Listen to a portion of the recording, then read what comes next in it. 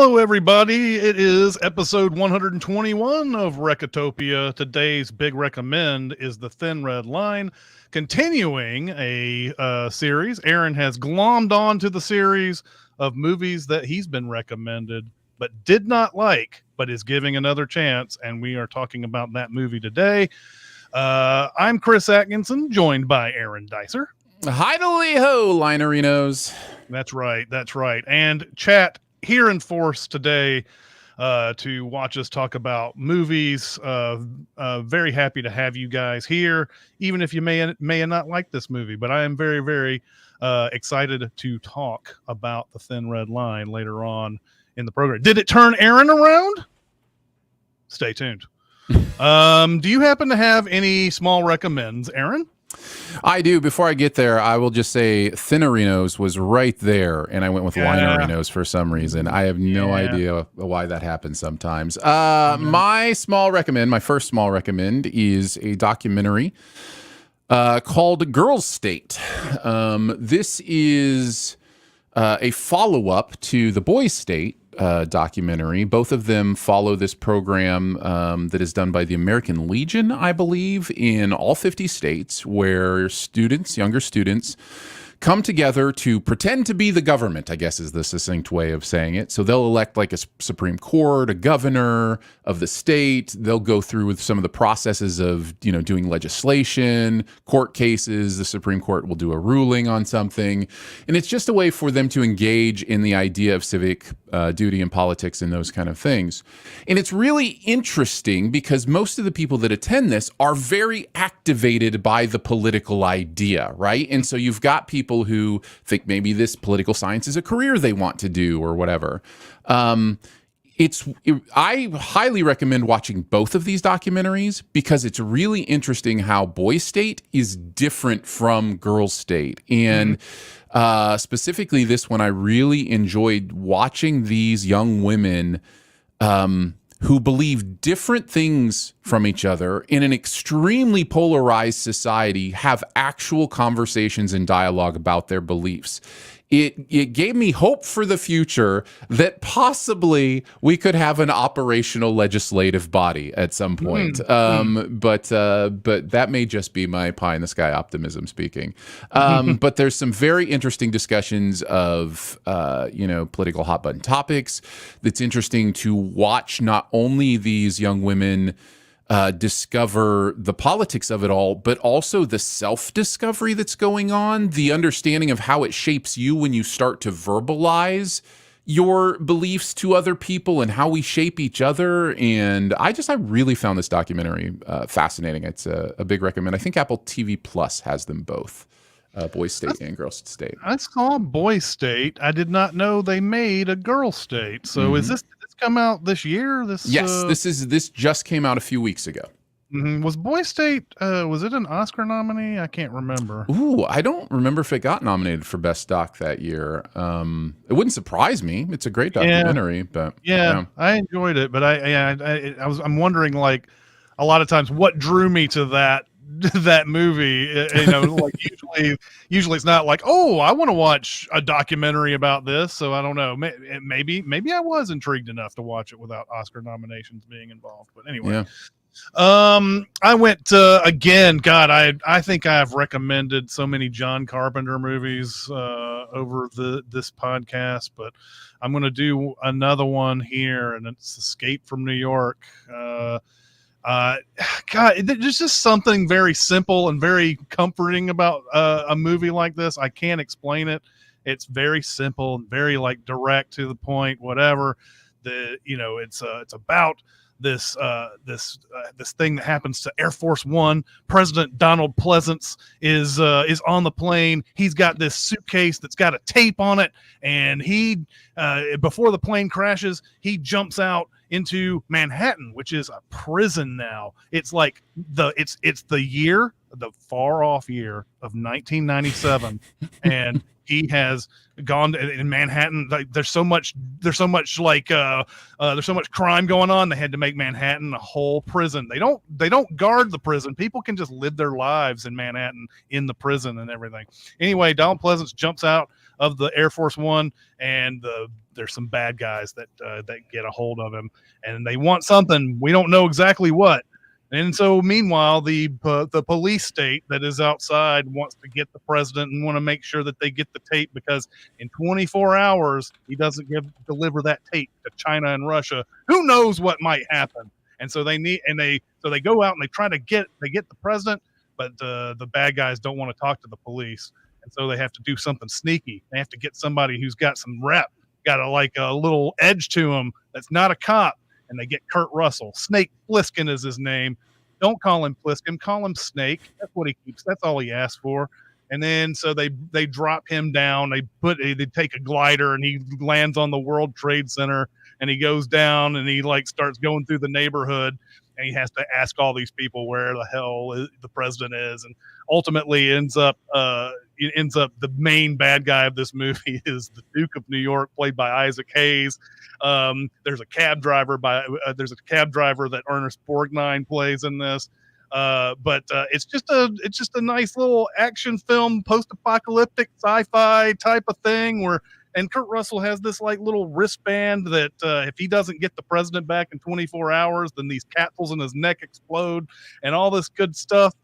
It's just such fine that only John Carpenter can deliver. Plus John Carpenter's trademark score all the way throughout it as well. This is just a joy. Some might be surprised to hear me say I actually really like this movie. And I think it's because I very quickly tuned into the first time I watched this wasn't too long ago. It was kind of as I was doing my catch up on some movies within the last few years. This is a satire, and as soon as I locked into the satirical edge that this is bringing, there's a self-awareness to it that you don't have to forgive the silliness, because the silliness is kind of the feature, right? It's saying some things. And I mean, the central performance, the Plissken performance is so good and so fun. So yeah, this is a good watch and an interesting movie to boot. So yeah, I enjoy Escape from New York.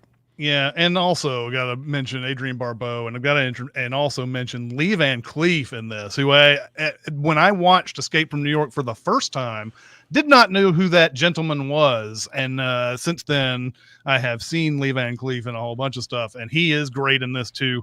Just a bevy of great little acting performances and just fun stuff in it. Anyway, there you go. My second recommend this week is I've been trying to hit all the De Palma movies I haven't seen. I was very short on my De Palma knowledge. Not anymore. I've gone through most of them, but I managed to get to the early 2000s and Femme Fatale. This stars Rebecca Romijn and Antonio Banderas. I actually really liked this movie, which again is why I'm putting it in a small recommend. I think the movie has some De Palma clearly wears his Hitchcock on his sleeve. So, there's definitely a lot of similar tension building and tone that you would see in a Hitchcock film, which is always going to be pleasing to me. I'm always going to enjoy that.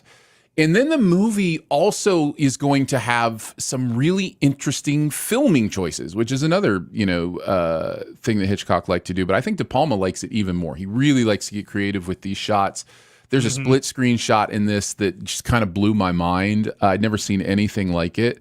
Where the split screen is the same at the beginning, but it's two different cameras, and one of them then moves slowly back and then looks at the geography of the surrounding area, while the other one just stays locked off on Antonio Banderas. So it's kind of this interesting 2-minute oneer that is like two oneers at the same time that start with the same image. That's kind of brilliant. That's pretty amazing stuff. So they're always going to be interesting and fun to watch. But I also found the things that this movie was doing with ideas of identity and ideas of choices.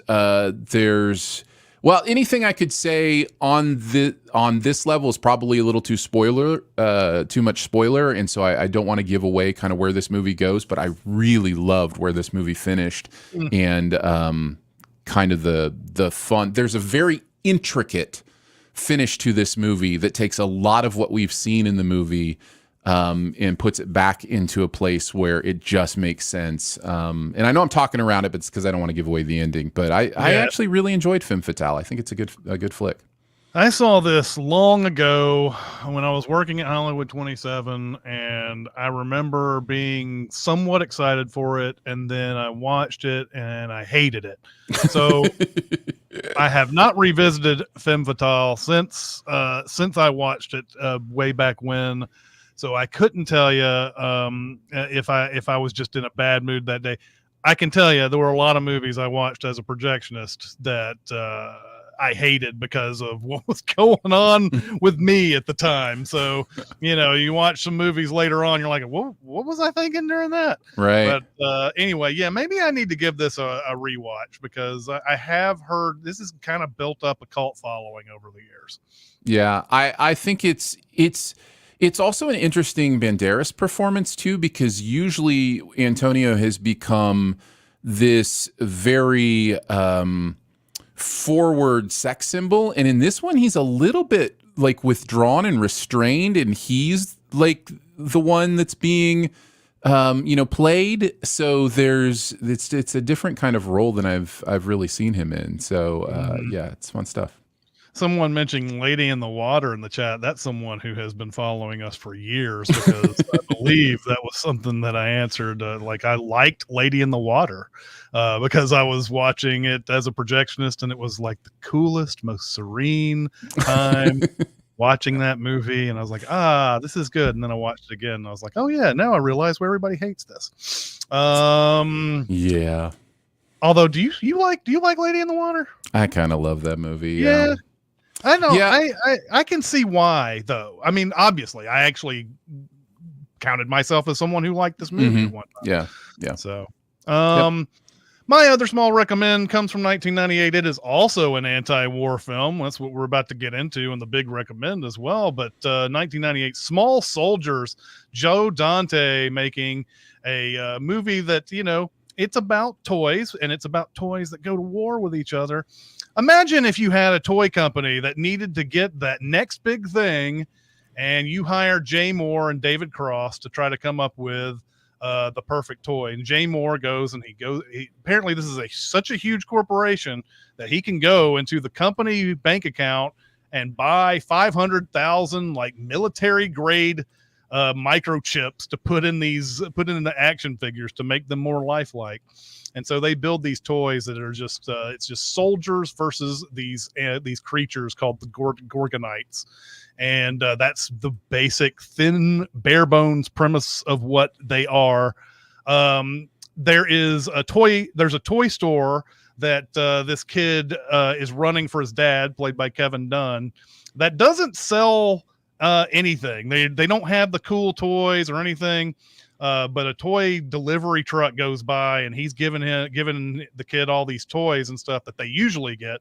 And he sees on the back of the truck these soldiers that they've just created, this toy company's just made, that's going to go to some other toy company. But he said, hey, you could just kind of give me one of those little shipments there and then pretend like it fell off the truck or something. I'll pay you back once we sell the toys. So he does that in his dad's absence. He buys a whole bunch of toys that they would never sell in their lives. And so these toys, once they activate in such a way that once they're alive or whatever, they can do pretty much anything. They can walk anywhere. They can talk anywhere. They've got this microchip that's basically a learning AI that just kind of just keeps learning stuff. Of course, the soldiers, all they know is like to kill Gorgonites. That's all they care about. That's all they really want to do the entire time. One of the toys is voiced by Tommy Lee Jones. Ernest Borgnine shows back up in this one too. That was a happy accident. There was a whole bunch. The whole Spinal Tap crew is the voice of of soldiers in this. Anyway, the toys get out in the middle of the night and they go to war on the Gorgonites and the whole neighbor. It's like Joe Dante doing Gremlins again, only with soldiers and aliens and things like that. Kirsten Dunst is in this, playing sort of the love interest of the little kid in this. There's a lot of like really good voice talent in this. And then Phil Hartman probably I think it was his last movie he ever got to do, and he got murdered 6 weeks before this movie came out. And they inserted a for Phil at the end of this movie. But it's really just it's one of those movies that I think could have done maybe perhaps more with its premise.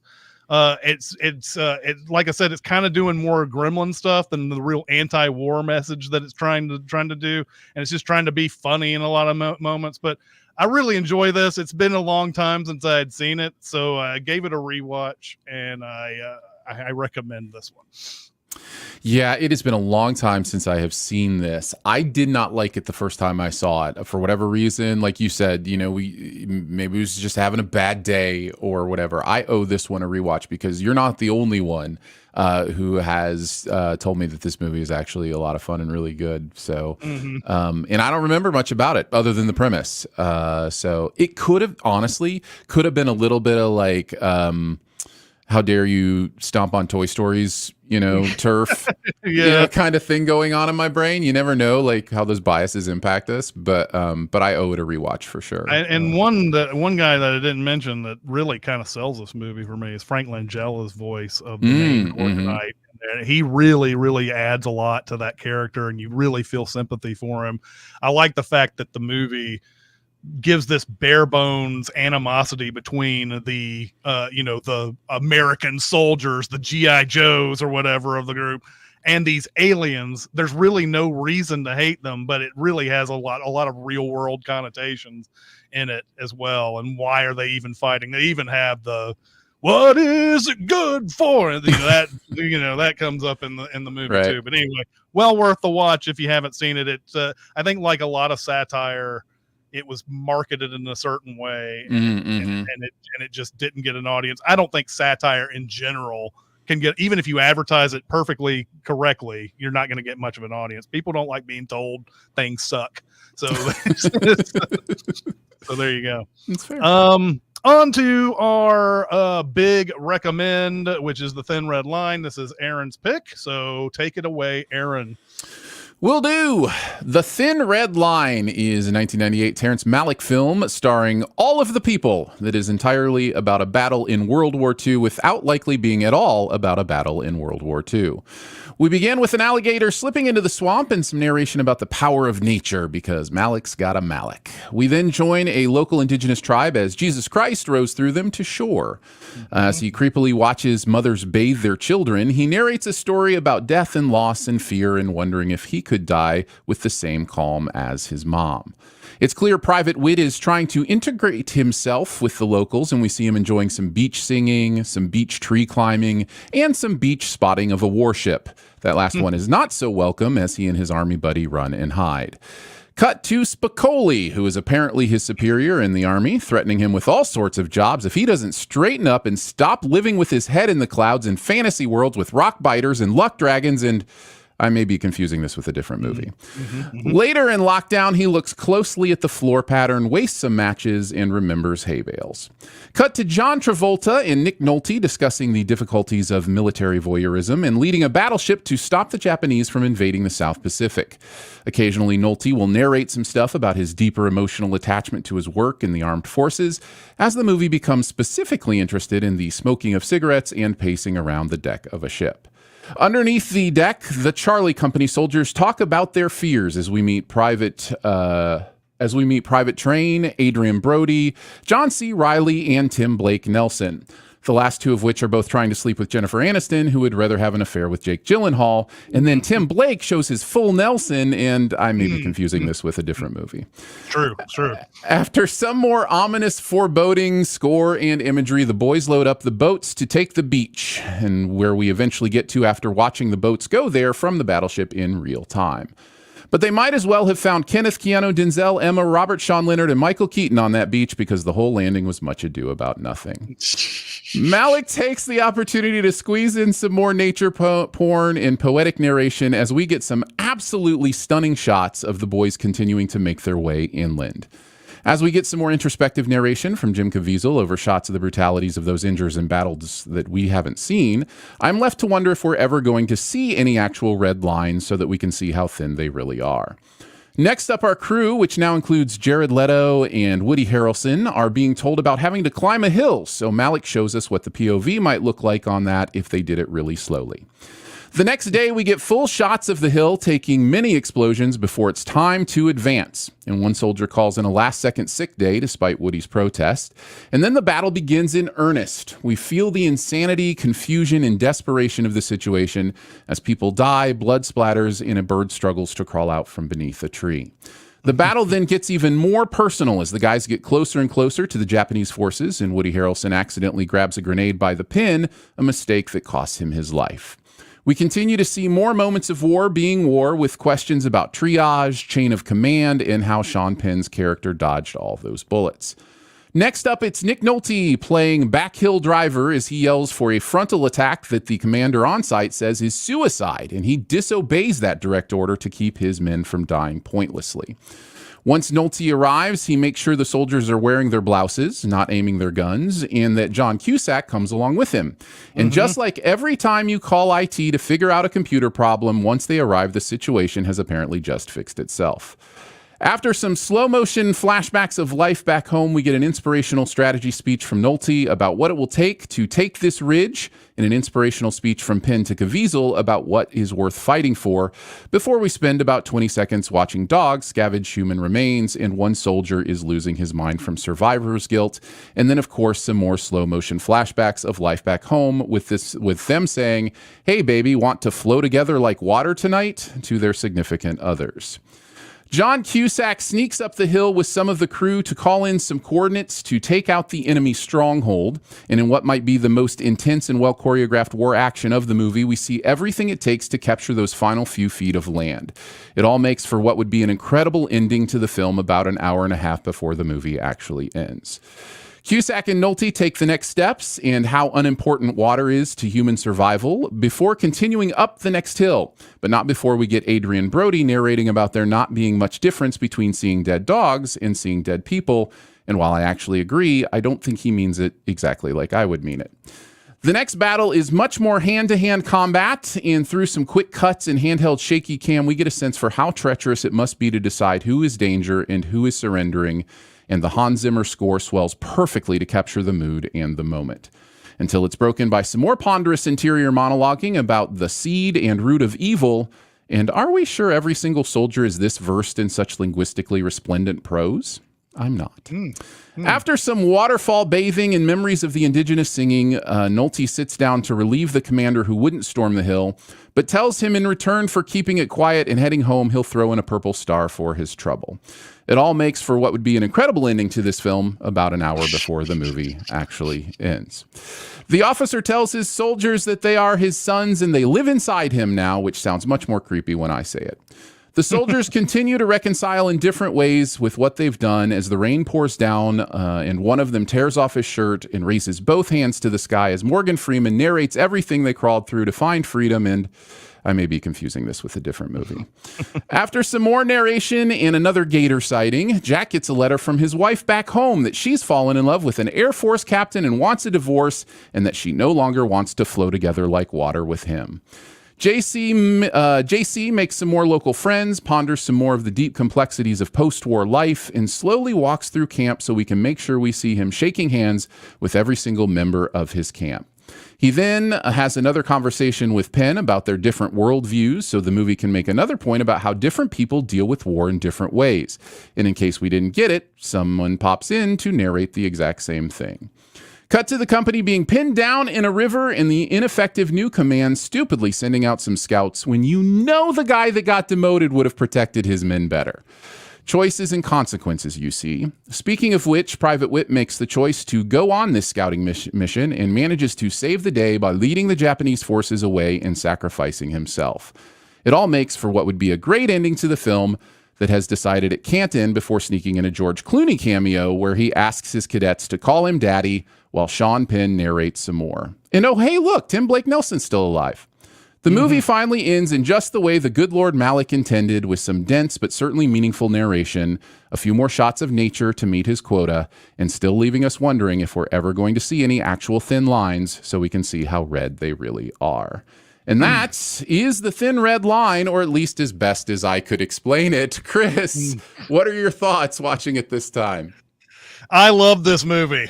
I really do. The first time I watched it, I liked it. On the second viewing, I love this movie, and I know that's going to be unpopular with the chat because they've been dogging this movie since the beginning. And I'm going to tell you, I put the blame on you, the viewers. No, I do really think this is kind of this is going to sound condescending. This is a cinema nerd movie, and I know that even a cinema nerd may not like this movie, but it's one of those to me that it does deserve its length. I understand that the real climax of this movie happens in the middle of it, and that there's a whole bunch of stuff afterwards, but it has a lot of things that it's saying, and maybe it says it more than once.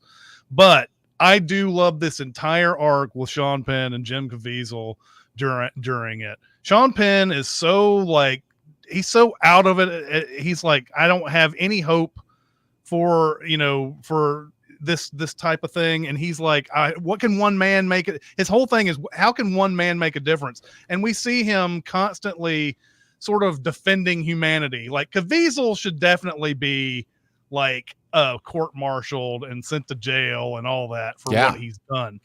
But Sean Penn goes in and says, "Know what? I believe in humanity. I want him to come back, and he may not be a soldier, but he's going to help us out one way or the other. I know that there's something in him that works, and we don't know what that is yet. But then by the end of it, of course, not that it's surprising, Caviezel does become that one man by the end of the movie that does make a difference when he leads those Japanese soldiers away from that just helpless group in the river and everything. So yeah, this is one of those, this is one of these movies that I just think is beautiful to look at. The John Tall cinematography. John Tall used to be like, I don't know if he's still like going or whatever. I don't know if I hope he hasn't died or something like that, but he used to be like the go-to cinematographer. He won like 2 in a row, I think, at one point. Like it was Braveheart, 94 and 95. Yeah. And he's great. The Hans Zimmer score is great. That Hans Zimmer score later pops up, I remember, in the Pearl Harbor trailer when the bomb is going down into the ship and everything. I remember that music. But the Hans Zimmer score is fantastic in this. Going over some of the notes, I love the prevalence of fear, the fear of death in the first 30 minutes. Everybody's pondering death. You have Wit, who is AWOL. You have the soldier it's Train, I believe, telling Welsh how scared he is. And then you have Bell, played by Ben Chaplin, who doesn't seem to fear death because he's got Miranda Otto back home.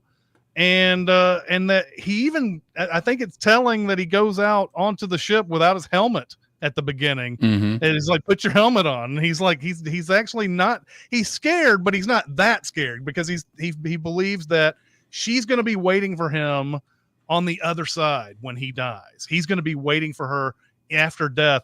And that's what makes it so tough. This whole movie, he's been talking about, like, he's going through all these memories of all this, like this loving relationship, all these times they had together and everything. And by the end of it, she sent a note to him saying, "Nah, I'm done. I'm marrying an Air Force captain," and everything. So I thought that was just devastating.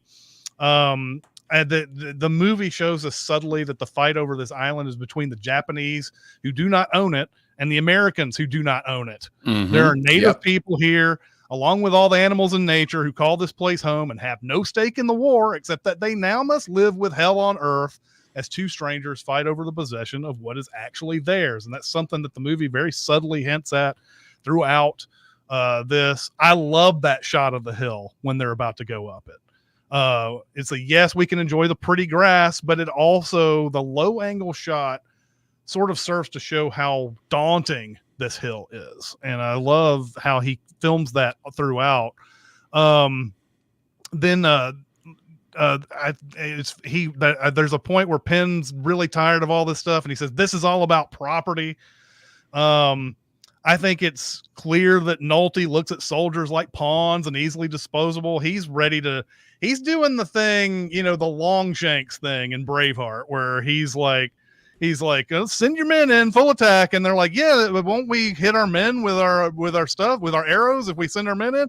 Yes, but we'll hit theirs as well, and all that type of thing. And he's like, just send in a whole bunch of numbers. Eventually, they'll all get mowed down, and then we still have an army, and we'll still be able to take the hill. Nolte's drive in this, man, is such a scary thing to behold, and someone who's been constantly shit on throughout the entire process of promotions and things like that. And because of that tiny detail, not tiny, he is now willing to kill hundreds of people because of promotions, because he's been passed over. This movie is like, movie's anti-war message is pretty clear throughout. I love how they do that, how he does that, the nature of it all, how pretty the nature is. And of course, we're upsetting it with bombs and bullets and death and things of that. I love also a lot of the narration, the appeal to faith and nature. Sometimes faith and nature are intertwined. There's a point where I believe it's the Elias Koteas character is praying. He's looking up, or we're looking up during his prayer, and we see the nature, and it could be God, it could be nature that he's appealing to. I think the movie sort of leaves it up to you to figure out which one he's doing. I also think that there's the thing with the characters between Nolte and Koteas. I think that's a very interesting dynamic. Nolte just looks at him like a lawyer. He's a lawyer. He's not really a soldier. He sees him as a lawyer the entire time. And he's even a little intimidated at the intelligence of Elias Koteas throughout this whole thing. There's a point where Nolte brings up the Iliad, and we had to read that in Greek at West Point and all this stuff. So, hey, I know Greek too. I know the Iliad too. It's kind of has that Crimson Tide feel to it, where Gene Hackman is he's the crusty guy, like, just go out there and kill. While Denzel Washington's the guy like, hold on a minute. Why are we doing this type of thing? Why are we doing this? This doesn't make any sense. Why should I just follow orders blindly? That doesn't make any sense. I think you mentioned that the taking of the bunker part is amazing. That scene is ridiculously good. Also, once they've gone through the final Japanese forces, they go through that village, and there's all the injured people and everything like that. There's a lot of pondering on where evil comes from. And is everybody evil? Does everybody have that evil inside them? And the fact that the soldiers on the battlefield are strangers means I can take out your humanity. And then the John C. Reilly part, where he finally gets to speak in this movie, he doesn't feel anything anymore. War reduces you to kill or be killed, and to lose part of your humanity, because the unfairness of war means everything you care about can be wiped out in an instant. And then our defense mechanisms kick in.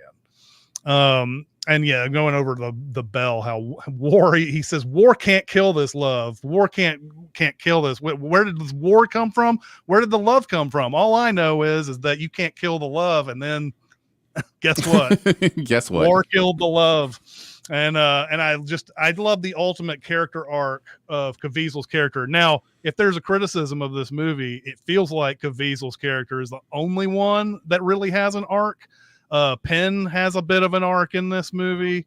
A lot of guys come and go in this movie. I think that is distracting, that they keep putting recognizable faces casually into that. I know that they're like, oh, they're just normal guys. I'm sorry. It's John Cusack. It's Woody Harrelson. It's Jared fucking Leto going through all of this. It's really hard to get that out of my mind. And then, of course, the Clooney cameo at the end, where Clooney's clearly still off of ER and doing his Clooney shtick during that whole thing is funny. But yeah, a lot of the thing that it kills me about this is that Brody's character, Fife, is the main character in the book, and they cut him completely out of it, essentially.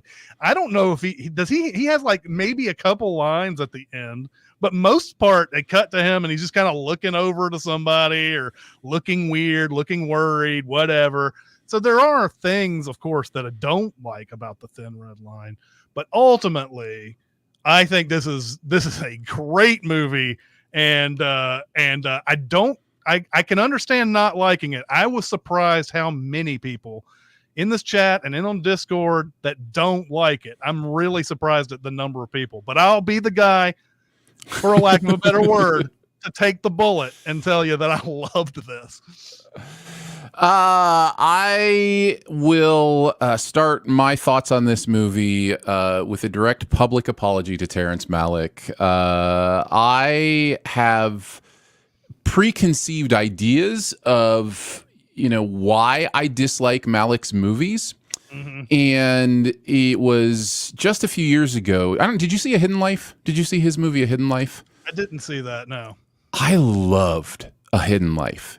And it's not like that movie is much different in the way that it handles lingering shots of nature and narrative ponderings. And, it's a 3-hour movie that could have been a 2-hour movie probably. And it's one of the reasons I was excited to go back and revisit this. And Chris, you're not alone. I think this movie is amazing. Okay, great. I was a little worried you fooled us all with your synopsis there, because I thought, yep, you just pretty much don't like it. I purposefully wrote that synopsis with my younger eyes. So that synopsis is how I felt watching this movie the first time I watched it. I felt like it was overly ponderous. I felt like it went on too long. I felt like it should have ended at the 90-minute mark. A lot of that comes from preconceived ideas of what a war movie is, what it's supposed to do. Saving Private Ryan being right there as direct comparison does not help that mindset at all, because Saving Private Ryan is the kind of war movie that I envision, being interested in. But this movie is so much more interested in the ideas, in the depth of processing war, than it is in the actual mechanics of war. Now, that's not to say that the mechanics aren't there. In that final few feet of storming that hill, as I mentioned in the synopsis, is just absolutely astonishing. The geography is perfect. You know what's going on. You're aware of the places they need to go and what they need to do. It's just stunning work. And you mentioned the shot of coming up the hill. I agree, is absolutely beautiful. And there's this little note of a cut to a gun in a bunker at the top of this hill, from almost from the POV of the Japanese soldiers who are in the bunker. And it's subtle, and it's not, in any way didactic or in your face. It's just like, at the top of this hill, there are guns. And I think there's narration even, that makes an allusion to that in that moment. And you just get a sense of how incredibly difficult this task is going to be, and the lives that it's going to cost. And there is I forget who said it. I should look it up, but there's a famous saying. Somebody said that every war movie is a pro-war movie. It doesn't matter how hard you try. It glorifies the idea of the bravery and sacrifice and those kind of things. This movie, in my opinion, gets the closest to taking an honest, naked look at all the complexities of war. And like you said, the point of this movie seems to be about how the people who have nothing, the people and the nature, which is a Malick thing, that have nothing to do with this, are the ones, who are the suffering onlookers. And I was just tuned into it in a way that I wasn't before. I really, really liked some of the beautiful things that were being talked about in the narration. I think it is wild that Adrian Brody went to this premiere thinking he was the star of this movie, watched the movie, and in watching the movie realized he'd been entirely cut out of it, basically. Like, I cannot imagine the ego bruising involved in something like that. No kidding. To pour your heart, to know you shot all these scenes and moments and then just get completely cut out, even though your character is technically the main character in the book. Man, I cannot imagine being Adrian Brody in that moment. I know. It's wild to me. Some of the trivia on this is really interesting. Everybody wanted to be in this movie, apparently. Another person who got kind of cut out, Billy Bob Thornton, originally did all the narration for this movie, and then they just had the characters re-record it and redo it. So I thought that was interesting. Other people that got left on the cutting room floor that were in this movie originally. By the way, there was a 5-hour assembly cut of Legend that I would love to see appear somewhere. You know, that would be probably a lot of more Adrian Brody in that one. Probably. Bill Pullman, Gary Oldman, Lucas Haas, Viggo Mortensen, Martin Sheen, Jason Patrick, and Mickey Rourke. All in this movie, but cut out, according to the trivia that I found. Another thing that I really found interesting that I wanted to talk a little bit with you about you. It's one of the scenes that I'm not sure I fully understand what we're going for. This is the final sacrifice scene. And I'm trying to figure out why Caviezel wants to be killed. Because like he clearly could have put his gun down and, you know, gone to a war camp, and maybe that's it. Maybe he just didn't want to go, you know, to be a prisoner of war. And maybe that's what they're taught to. I don't know. The movie doesn't really delve in too much to that. But the Japanese soldier who shoots him at the end, the translation of what that soldier was saying was, "Surrender. It's you who killed my friends, but I have no desire to kill you. You're surrounded. Please surrender." And the empathy and life that gives to the Japanese forces as well, to say they're in the same boat as us in so many ways. Something this movie does a great job of, by the way, is it starts off like, okay, they're the enemy, and then you realize that they're not.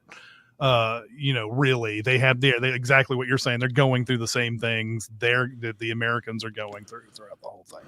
I think it's worth mentioning that, you know, there's one female role in the entire movie, and and the role is to dump the guy who is gone to war. It's not a good look, but not exactly the Notebook, is it? No, it is what it is. But yeah, I was really surprised on this rewatch that my eyes from, you know, 26 years ago or what, I shouldn't be surprised. We all change, we all evolve. But I think I was much more of a populist film goer, you know, a quarter of a century ago, than I am now. And that's fine. And it's also fine if you don't like this movie, if you still feel that way, if you still feel like, oh, it's too slow for me or too long for me or whatever, that's okay. Like, you know, there are other movies that you're going to enjoy. And, but I would say if, for someone like me, as I was willing to give it another chance, I really fell in love with what this movie was saying, what it was doing, in the filmmaking around it. And I genuinely feel like I now owe Tree of Life a second watch. I now owe, you know, any of this Malick stuff another go around, because I just think I had a little bit of prejudice kind of against his style. And man, this is beautiful. And not just the cinematography, which, by the way, I looked up John Toll, and he did not disappear. He's been working. It's wild what he's been working on. He's 72 now. Oh, wow. And he did Cameron Crowe stuff for a while. Like, he did Almost Famous, Vanilla Sky, and Elizabethtown, which are all Cameron Crowe. Then he did Gone Baby Gone for Ben Affleck. He did Tropic Thunder for Ben Stiller. Like, how amazing is this? Like, so, and then he got hooked up with the Wachowskis. He did Cloud Atlas, Jupiter Ascending, Matrix Resurrections, and then his latest, he apparently did 80 for Brady. So he's still working at 72. It's an interesting thing, because that guy, much like Roger Deakins, was like one of those well-known cinematographers. Like, when you saw his name, it meant you were watching. I think he did Legends of the Fall. Legends of the Fall was the first Oscar, I believe. Yeah, he won for Legends of the Fall and Braveheart. Yeah, and there was a point there where it was just like, man, he was on everything that was like a big Oscar thing. But anyway, this movie is beautiful. I was wondering about that self-sacrifice thing at the end too. And it's possible that he's still just trying. He doesn't understand the Japanese. He doesn't the other part of it is maybe he's so scared to do anything in that moment that would like get them back on the right track, that he's still wasting time. Maybe, I don't know. But ultimately in a movie like this, I think it's just like he just gave himself up. He's done. He like you said, he might be going to a war camp with no idea of where he's going to be going after that. And I feel like he's fallen in love with that woman on the island that he was taken off. You know, he's fallen in love with her. He keeps on referring back to her, and like he'll never know that kind of joy again. So he's just kind of like, I'm reserved to just, you know, whatever happens to me at the end. It is a nice like little scene that doesn't give you everything, that you can kind of everybody can interpret it a different way, I think. And yeah, I agree. He could have easily just dropped his weapon and just gone to prison, but again, maybe he just didn't want to do that at that point. So yeah, I was trying to connect it to his arc. You know, the arc was because the movie is really Caviezel's movie. If you're going to pick one of the characters, we start with him, we end with, you know, well, we don't end with him, but we, you know, follow his complete arc. And I was trying to figure out if the change in that character relates to that decision in some way, and I just couldn't put it together. And so yeah, it was a little bit confusing to me.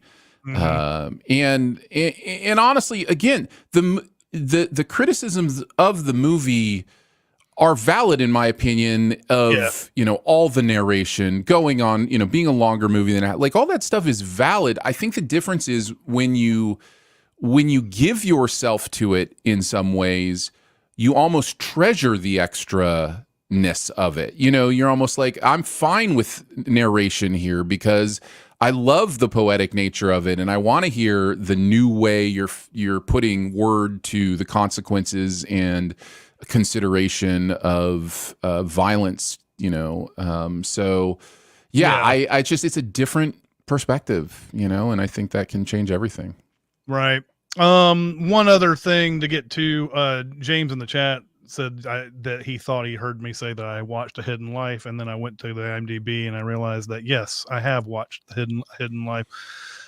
There's something that you'll know about me is that there'll be times people mention a movie and I've totally forgotten the title of it, and I'll be like, yeah, nah, I didn't see that. And then like Singing in the Rain, I had seen Singing in the Rain, and then like, I don't know, somebody said, you need to watch that. And I'm like, you're right. And I watched it again and I was like, oh yeah, I remember all this. Oh yeah, I remember this movie. yeah, I saw this. So yeah, that happens, especially when it's a movie like that was like, you know, like this is an Oscar contender. We're going to dump it in at the end of the year. And then you have to like watch it in the middle of like 5 other movies that you're trying to watch to get to the end of the year. Yeah. So anyway, I have seen that movie. On to the super secret double feature. What do you got? So I think that there are movies that I could come up with that are not war, that could fit some of the themes of this movie. But the one that, aside from like Saving Private Ryan, is such a good super secret double feature. It's not going to be my pick. Mainly because, and you had mentioned, you had alluded to the every war movie is a pro-war movie, even if they try to do an anti-war movie. And I think I was even thinking of a movie like A Bridge Too Far, which I think the person who wrote the book said something like he loved everything about the movie except there was one change that they made to a character's dialogue at the end that made it feel like he was pro-war, and when the whole thing was anti-war and everything.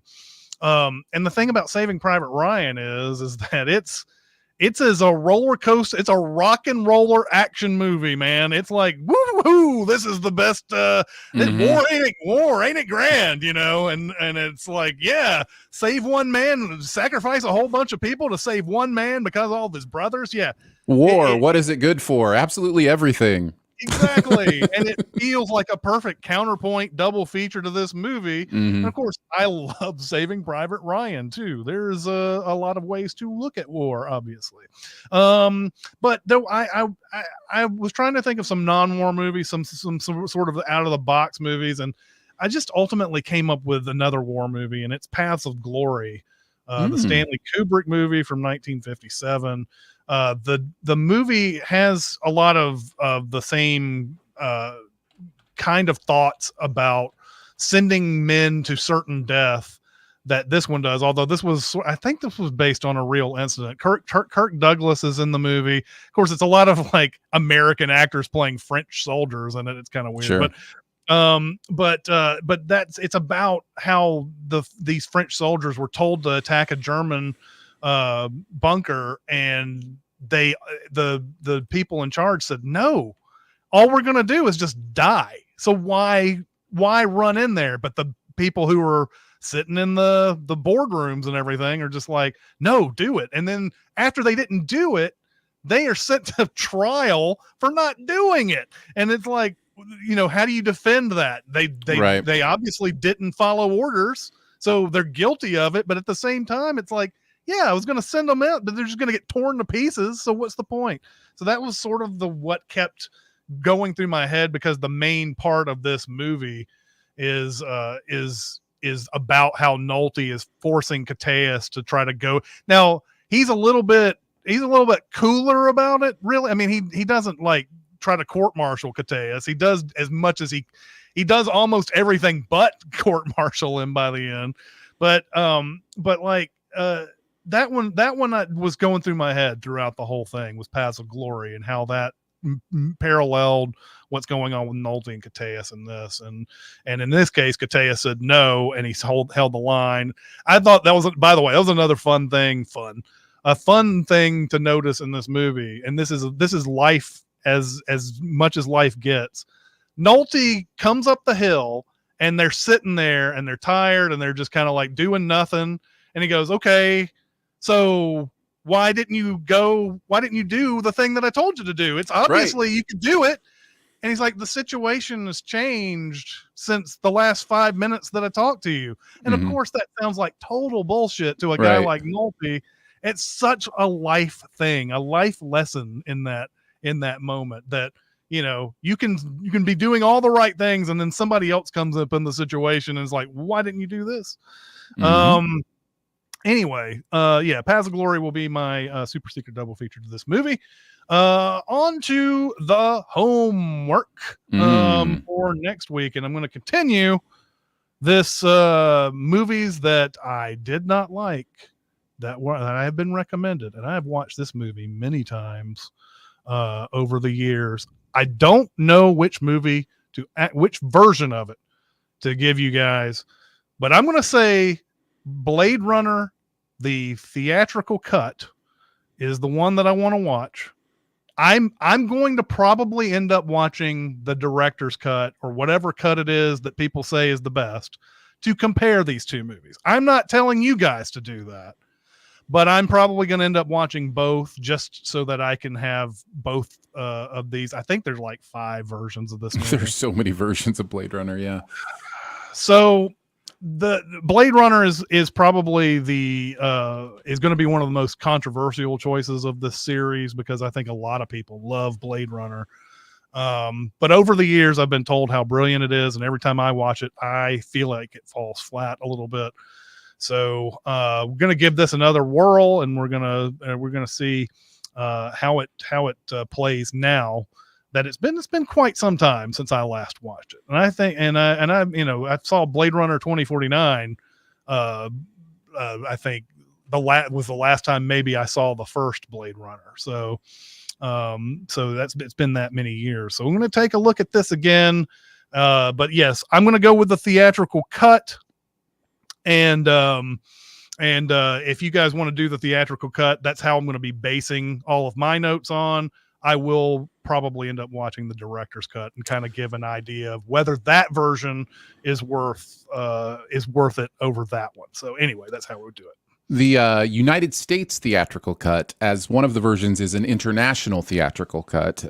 Just of to, course. just to clarify, Maybe it doesn't matter which cut you guys watch. Just it watch probably the cut. doesn't. Just watch one of the cuts, and then you tell me. I'll tell you which one I watched, and then you can tell me, oh, well, you should try to watch this because it's blah blah blah or whatever. So I don't know.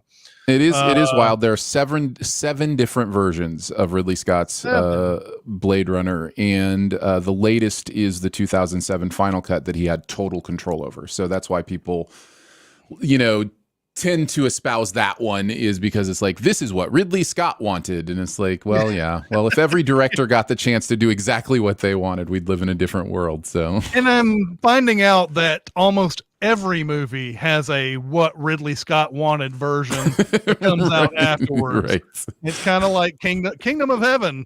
Great movie when Ridley Scott is allowed to, to do what he wants. Not such a great movie when it's not. But I'm sure that there's a good an equal contrast between ones that work and ones that don't.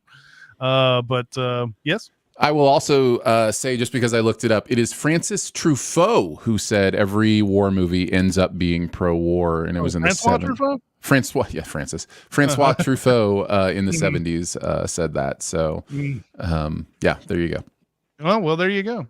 All right. That's going to do it for this week. Once again, chat, thanks for coming out. I know that a lot of you did not like Thin Red Line. I am very happy that it got turned around for Aaron on this. That's the whole point. I'm kind of hoping to love everything that I end up watching.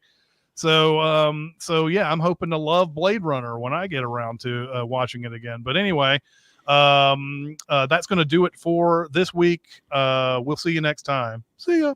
Bye, guys. Bye.